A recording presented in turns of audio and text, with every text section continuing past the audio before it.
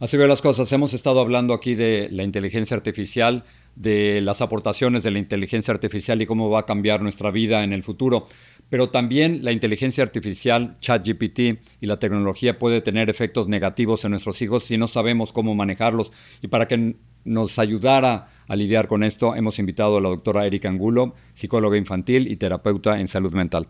Erika, gracias por estar aquí. Gracias a ti por la invitación. Yo al principio no sé cómo manejar el celular con mis hijos. Debemos ponerles límites y ¿es este el enemigo? Claro que sí.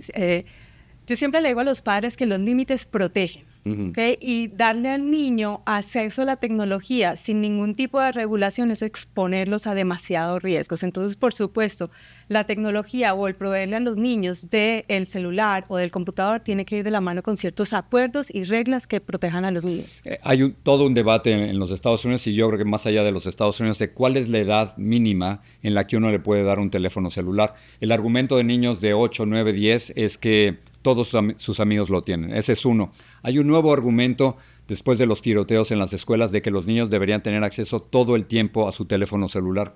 ¿Cuál es la regla? ¿Tu regla? Mira, la regla que dicen los psicólogos es que entre más tú puedas posponer el acceso a la tecnología va a ser mejor para los niños. ¿Por qué? Porque no interrumpe ciertos procesos de desarrollo del cerebro que se están perdiendo por causa del celular y de las pantallas.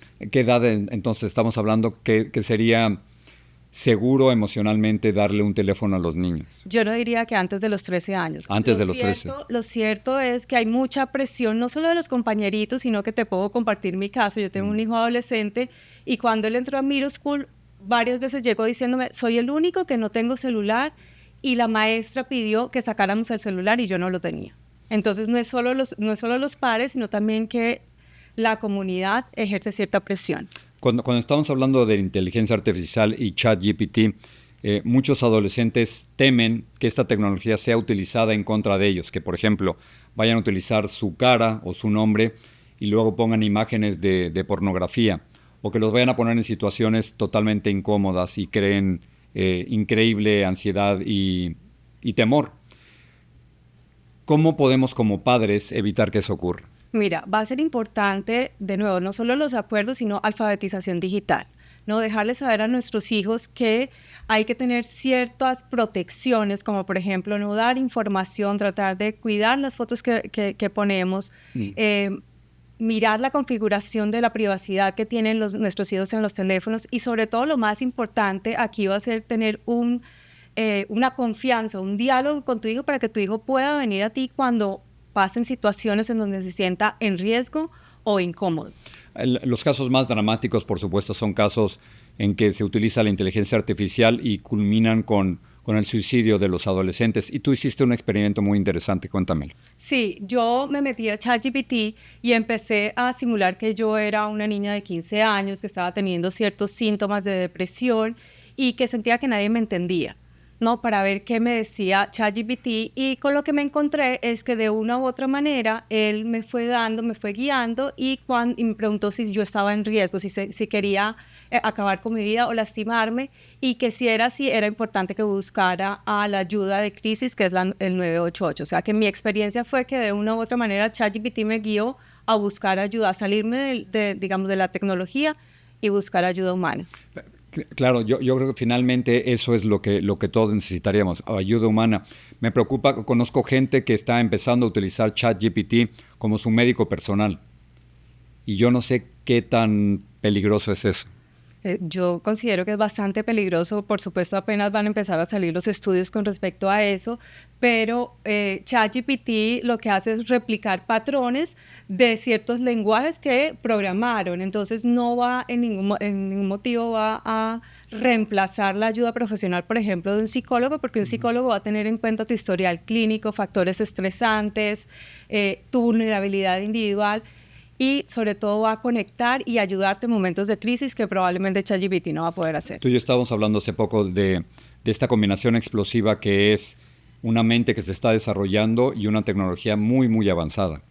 Y yo no sé cómo manejar eso. Claro, mira, aquí lo importante que los padres sepamos es que necesitamos no solo vigilar, sino acompañar emocionalmente a nuestros hijos. ¿Por qué? Porque como te explicaba, Acompañar emocionalmente. emocionalmente, estar pendiente de cuáles son las aplicaciones que ellos están utilizando también y no solo quedarnos con lo que ellos dicen, sino también con toda la comunicación no verbal, ¿no? Porque muchas veces los adolescentes nos pueden decir, no, no quiero hablar contigo, pero eso puede ser una señal que necesitan tenerte cerca porque hay algo que está sucediendo.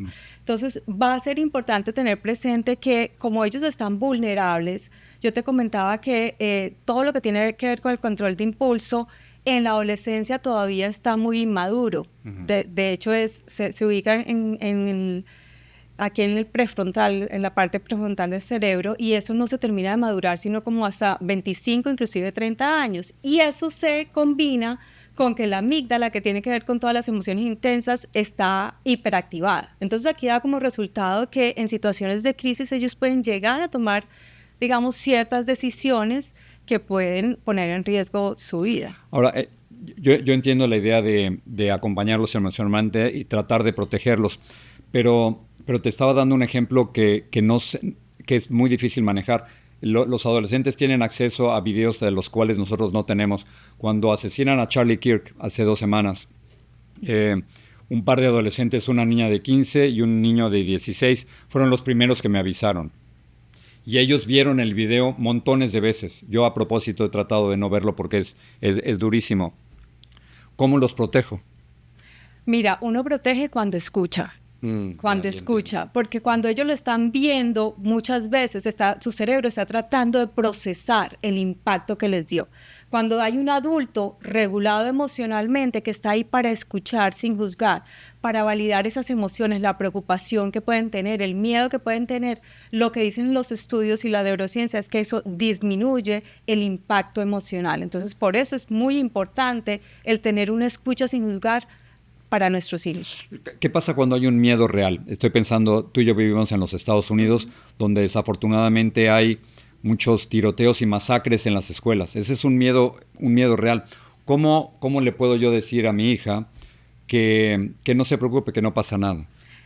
La idea no es invalidar, porque ahí estarías invalidando la emoción. Sí están pasando cosas, es normal que sienta miedo, ¿ok? Y por eso lo vamos a necesitar escuchar, pero es importante también decirle a nuestros hijos que nosotros como adultos vamos a hacer todo lo que esté en nuestras manos para protegerlos.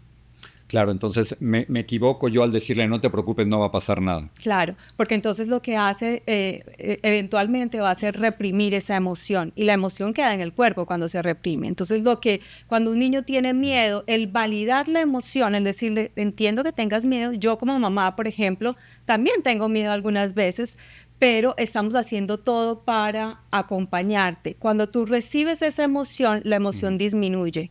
Entonces, por eso es importante, digamos, la escucha. No quiero que te vayas sin que me comentes sobre algunas de las estadísticas que me trajiste sobre salud mental.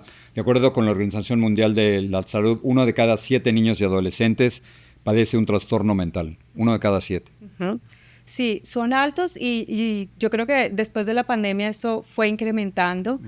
Es importante, digamos, el mensaje principal para los padres es que la ayuda profesional puede hacer la diferencia. Inclusive si tu hijo o tu hija lo ves desesperanzados, lo ves con alguna señal que te preocupa, ansiedad o inclusive ideaciones suicidas, el hablar puede hacer la diferencia porque abres un espacio para buscar ayuda. Pero entre las estadísticas me dice lo siguiente, solo entre el 20 y 25% de niños y adolescentes con un trastorno mental reciben tratamiento especializado. Bajísimo, ¿no? Muy bajo y es más difícil cuando los niños están en crisis. La realidad es que el acceso a la salud mental puede ser, hoy en día en Estados Unidos por lo menos es costoso, entonces no todo el mundo tiene acceso a... Claro, eso te iba a preguntar porque es cierto que cuando se necesita ayuda, ¿qué pasa si los padres nos dicen yo quiero ayudar a mi hijo, quiero acompañarlo, estoy haciendo todo lo posible, pero no tengo dinero, ¿no? Sí, sin embargo, voy a hablar de Miami, que es donde estamos, sobre todo para los niños y para los adolescentes, hay organizaciones sin ánimo de lucro que proveen servicios de salud mental. Entonces sí es importante, por ejemplo, en Miami, The Children Trust te ofrece herramientas tanto para los niños como para los padres de manera gratuita. Entonces sí es buscar fuentes que hay, pero a veces no tenemos la información suficiente. No sé cómo fue en Colombia, pero yo crecí en la Ciudad de México y la idea de buscar ayuda psicológica era muy mal vista. Decían, no, es que está loco, ¿no? Lo identificaban con locura y me tardó muchísimo tiempo y a muchos de mis compañeros a entender que eso era un absurdo, ¿no? Yo no sé si esos prejuicios todavía siguen en la comunidad latina en Estados Unidos. Yo siento que en la comunidad latina un poco más, sin embargo, hoy yo veo niños desde los 2 añitos y hoy justo le contaba a un paciente que un pacientico mío cogió mi tarjeta y dijo, se lo voy a llevar a mi amiguito porque él lo debe necesitar. Es decir, que ya la generación que viene está mucho más consciente de la salud mental y de lo importante que es trabajar en la salud mental porque es parte de nuestra salud integral. Gracias por estar aquí y me llevo tu frase de acompañar emocionalmente a nuestros hijos. Creo que eso es, si hay un consejo, ese es el que me llevo. Me alegra mucho. Gracias por estar aquí. Gracias a ti por la invitación. Sale.